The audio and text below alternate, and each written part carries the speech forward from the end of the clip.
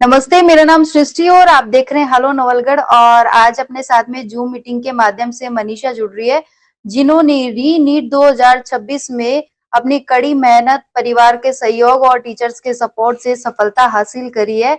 और मनीषा से हम फेस टू फेस नहीं मिल पाए हैं क्योंकि ये घूमने गई हुई हैं, तो इसलिए हम जूम मीटिंग के माध्यम से इनका इंटरव्यू करेंगे छोटा सा। मनीषा, सबसे पहले तो आपका बहुत बहुत स्वागत है और बहुत बहुत बधाइयां आपको। Thank you ma'am. मनीषा, कौन सी रैंक बनी, कितना स्कोर किया आपने, कौन सी कोचिंग थी, थोड़ा सा अपने बारे में बताइए। मैंने गुरु कृपा से कोचिंग की और मेरी ऑल इंडिया रैंक है वो 7608 है और मेरा स्कोर 600 है। ठीक है। कौन सा अटेम्प्ट था मनीषा आपका, ये वाला एग्जाम का?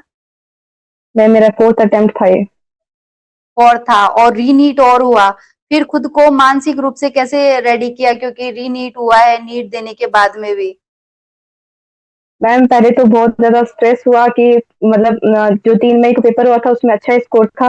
उसमें मेरे 656 थे। बाद में पता चला कि हम उसी समय गुजरात आ रहे थे तो पता चला कि रीनीट हो है तो हम वापस आना पड़ा। अच्छा, उसके बाद गुजरात में चले गए थे क्या आप लोग? नहीं, हम बस में ही थे, बस जाने वाले थे तो तब पता चला कि रीनीट हो रहा है तो वहां से वापस आना पड़ा। तो वहां वापस आने बाद में हम फिर से स्पीकर गए। स्पीकर जाने बाद में जो गुरु कृपा के जो डायरेक्टर है उन्होंने एक मतलब असेंबली रखी तो उसमें हमें समझाया गया कि रीट सबके लिए हुआ है तो वहां पे समझाया, मम्मी पापा ने समझाया तो। खुद को कैसे मोटिवेट रखा, पेरेंट्स का किस तरह से सपोर्ट रहा उस वक्त, क्योंकि निकल चुके थे बुक्स वगैरह सब बंद करके कि अब अपन रिलैक्स हो चुके हैं, एग्जाम वगैरह हो गई है, फिर से उसी जगह बैठ के पढ़ाई करना, खुद को मोटिवेट रखना। पहले तो बहुत कई दिनों तक तो मन भी नहीं लगा था पढ़ाई में कि काफी थोड़े 10-15 दिन हो गए थे किताब वगैरह छोड़े तो फिर बहुत दिन तो अजीब लगा। फिर मतलब वैसे ही टेस्ट सीरीज वगैरह वापस वैसे उस हिसाब से चालू कर दी गई तो फिर धीरे धीरे अपने आप मन लग गया। ठीक है। टेस्ट सीरीज की हम बात करें तो बहुत से स्टूडेंट टेस्ट सीरीज जो है, टेस्ट लगते हैं उनको मिस कर देते हैं, वो देते नहीं है। तो टेस्ट सीरीज से कितना फायदा मिला आपको, गुरु कृपा कोचिंग की जो टेस्ट सीरीज थी? मुझे मैम टेस्ट सीरीज से ज़्यादा फ़ायदा मिला। जैसे टेस्ट देने के बाद में मैं वहीं रहती थी 2 घंटे तक, वहीं डाउट काउंटर भी था, तो वहीं अपना पेपर सॉल्व करती थी। जो भी डाउट वगैरह आता था वहीं टीचर से पूछना, अगर कोई दिक्कत आ रही है तो बुढ़ाने सर वगैरह और मेंटर वगैरह से मिलना वगैरह, पेपर सॉल्व करना। टेस्ट सीरीज से बहुत फ़ायदा होता है, मतलब को हर चीज़ के बारे में पता चलता है कि आप कहाँ गलती कर रहे हो, क्वेश्चन रीडिंग में गलती कर रहे हो, कहाँ स्पेलिंग मिस्टेक कर रहे हो, वो पता चलता है। ठीक है। और दोबारा एग्जाम दी तो उस वक्त जैसे फ्रेंड्स वगैरह का कितना क्या सपोर्ट रहा, और क्या एक्टिविटीज आपने साथ में रखी पढ़ाई के दौरान? क्योंकि अक्सर हम देखते हैं कि लोग पढ़ाई के साथ साथ में अलग एक्टिविटीज भी रखते हैं, जैसे म्यूजिक सुनना, कुछ अलग बुक्स पढ़ना, स्पोर्ट्स। क्या क्या आपकी हॉबीज और एक्टिविटीज आपने साथ में रखी? मैम मेरी ज़्यादा हॉबीज़ तो नहीं है, बस ऐसे दोस्त के साथ थोड़ी देर बैठ जाना। मेरी दोस्त मेरे पास में रहते थे तो उनके साथ बैठ जाना, थोड़ी देर से बातें वगैरह कर लेना, और तो ज़्यादा कुछ नहीं। ठीक है। और इन फ्यूचर क्या प्लानिंग है आपकी? अभी तो काउंसलिंग का वेट कर रहे हैं। ड्रीम कॉलेज कौन सी है, ऐसा कभी सोचा कि हाँ मुझे ये कॉलेज मिले? मुझे मतलब एसएमएस जयपुर में जाना था पहले तो, पर अब वो फिर शायद अभी? रैंक के अकॉर्डिंग नहीं मिल पाए। अभी तो शायद वो रैंक के अकॉर्डिंग नहीं मिल पाएगा। ठीक है। और पढ़ाई को लेकर, जैसे हम पढ़ाई की बात करें तो आपने क्या स्ट्रेटेजी अपनाई थी, आपका टाइम टेबल क्या था? जो आपके जूनियर स्टूडेंट्स हैं जो अब तैयारी करेंगे नीट की, उन्हें आप क्या बताना चाहेंगे, किस तरह से पढ़ाई करें, खान पीन का कैसे क्या ध्यान रखें?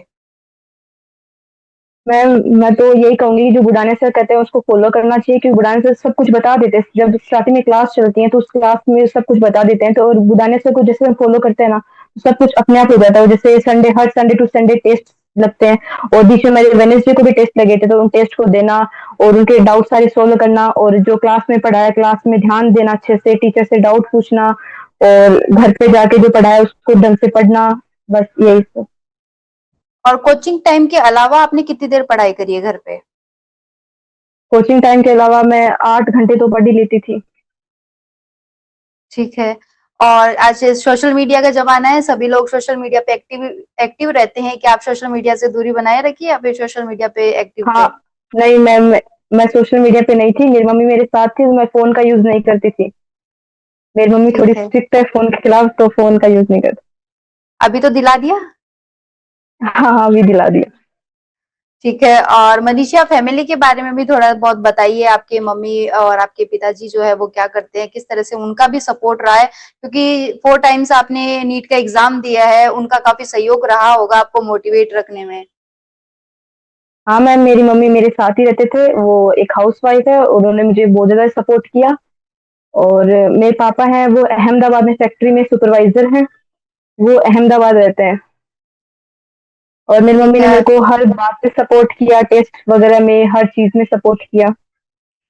मनीषा, कभी ऐसा भी हुआ है कि टेस्ट दे रहे हो, क्योंकि कंपटीशन बहुत हाई था, स्टूडेंट्स भी आप एक ही कोचिंग के अंदर बहुत सारे थे, कभी खुद को लगा कि अब मैं नहीं कर पाऊंगी, और उस हाँ, वक्त खुद कई-कई को बार कैसे, किससे आपने बातचीत करी, किसने आपकी काउंसलिंग करी, टीचर्स ने, गुरु कृपा कोचिंग के जो टीचर्स है उनका किस तरह से सपोर्ट मिला? मैम जब हाँ, कई-कई बार होता था कि टेस्ट वगैरह देते थे, रैंक भी ज़्यादा चली जाती थी कई-कई बार, नंबर भी कम आते थे, तो सबसे पहले तो वही था कि बहुत बुरा लगता था। तो सबसे पहले मैं मेंटर के पास जाती थी, उनसे बात करती थी, और हमारे पास में एक सर रहते हैं, कमलेश सर, उन्होंने मुझे बहुत ज़्यादा सपोर्ट किया, टाइम टू टाइम उन्होंने मुझे बताया हर चीज़ के बारे में कि कैसे क्या करना होता है, ऐसे नंबर वगैरह पे ज़्यादा ध्यान नहीं देना, बस अपनी जो पढ़ते रहना है रेगुलर, उसी को फॉलो करते रहना है। और ऐसे सबने सपोर्ट किया। मैं ज़्यादा जब बहुत ऐसे हो जाता है कि हाँ 2-3 पेपर लगातार खराब वगैरह जा रहे हैं, तो मैं बुढ़ाने सर के पास जाती थी, इस तरह से हो रहा है, मेरे पेपर थोड़े अच्छे नहीं जा रहे और ऐसे मेरी गलतियाँ हो रही हैं, तो वो मुझे आराम से हर चीज़ बता देते थे कि इनको सुधारो और ज़्यादा नंबर वगैरह पे ध्यान मत दो कि ये तो नंबर तो ऐसे कम ऊपर-नीचे होते रहते हैं कभी-कभी, बस अपने जिस हिसाब से हम पढ़ते रहते हैं रेगुलर, उस हिसाब से कंटिन्यू बस पढ़ते रहो, हो जाएगा। कुल मिलाकर कोचिंग के टीचर्स का बहुत ज्यादा सपोर्ट रहा है आपको, हाँ मैम, ऐसा बहुत है? ज़्यादा सपोर्ट था उनका। हाँ। ठीक है। और अभी जो आपके जो जूनियर स्टूडेंट्स हैं उन्हें कुछ बोलना चाहेंगे आप, जिनका अभी नीट के अंदर भी, री नीट के अंदर नहीं हो पाया? मैं उन्हें यही बोलना चाहूँगी कि बस आप मतलब अपने टीचर्स को फ़ॉलो करो, जो आपको टीचर्स बताते हैं वो एकदम सही बताते हैं, आप उसको अच्छी तरह फ़ॉलो करो। जब फ़ॉलो करोगे तो मतलब अपने आप तैयारी हो जाएगी, आपको कुछ सोचने की ज़रूरत ही नहीं पड़ेगी कि अब हम क्या पढ़ें आगे, अब क्या करें आगे, क्योंकि रेगुलर टेस्ट लगते रहते हैं, तो उस टेस्ट को अगर अपन रेगुलर देंगे तो वो अपने आप हो जाता है। टीचर्स की अगर अपन बात सुनेंगे तो सब कुछ सही। नमस्ते। देखिए, मनीषा के पेरेंट्स भी अपने साथ में जुड़े हैं, मनीषा की मम्मी अपने साथ में जुड़ी है। आंटी, सबसे पहले तो बहुत बहुत बधाइयां आपको। धन्यवाद मैम। कैसा लगा जब पता लगा मनीषा का इस बार सिलेक्शन हो गया है? बहुत अच्छा लगा। ठीक है। और गुरु कृपा कोचिंग के बारे में क्या बोलना चाहेंगी आप? मैम गुरु कृपा कोचिंग मान लो बहुत अच्छी तैयारी कराते हैं और बच्चों को मान लो बहुत ध्यान रखते हैं हर चीज पे। और मैम, जब पता लगा कि रीनीट होने वाली है, उस वक्त जैसे मनीषा ने हमें बताया कि हम लोग गुजरात की ओर निकल चुके थे, बस में थे, उस वक्त क्या रिएक्शन थे आपके? उस वक्त बहुत खराब रहा, लेकिन ये रोने लगी। मैंने बोला अगर तूने मेहनत की है ना तो दोबारा फिर और मान लो और अच्छा हो जाएगा इसे। आपको विश्वास था? और मैम बहुत विश्वास था मैम, मेहनत बहुत की थी इसने। ठीक है। आप साथ में फिर रहे कुछ। हैं, साथ में रह के पढ़ाई करिए। हाँ जी। क्या रूटीन रहता था मनीषा का सुबह से लेके शाम तक का? सुबह मैम इसकी मान लो 6 बजे कोचिंग थी तो ये 4:30 उठती थी, और फिर 6 बजे मैं इसको कोचिंग में छोड़ के आ जाती थी और 1 बजे घर पे आती। और पहले मान लो शुरू शुरू से मैं 1 घंटा आराम करते आके और फिर पढ़ने बैठ जाती। जब मान लो टेस्ट सीरीज चालू हो गई थी ना तब बिल्कुल भी रेस्ट नहीं करती थी। शाम को 10:30 बजे सो जाती थी और सुबह 4:30 फिर से उठ जाती थी। बहुत बहुत धन्यवाद आप सभी का, हम समय देने के लिए, और आपने मनीषा आपके अनुभव जो है वो साझा करे हैं, उसके लिए भी बहुत बहुत धन्यवाद। मिलते हैं नेक्स्ट वीडियो में, थैंक यू तब मैम। तक के लिए धन्यवाद। Thank you.